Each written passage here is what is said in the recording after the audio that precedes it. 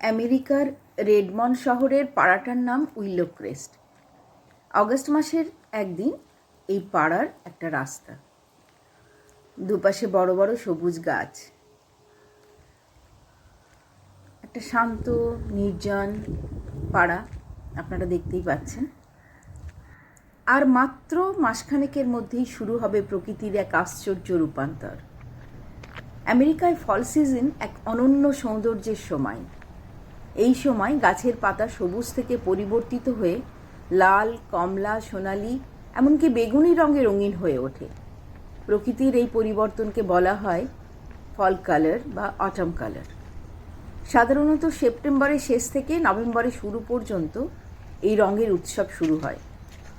পাহাড়ের ঢাল, রাস্তার ধার, নদীর তীর, চারিদিকে যেন আগুন জ্বলে ওঠে। আমেরিকা হয়ে ওঠে এক বিশাল রঙের ক্যানভাস, প্রকৃতিই যেখানে শিল্পী।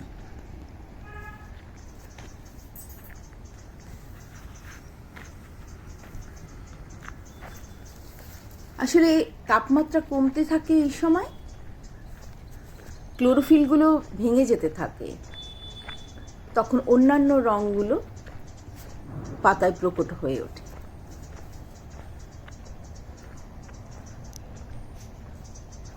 এক অনন্য সুন্দর প্রকৃতির সাজ।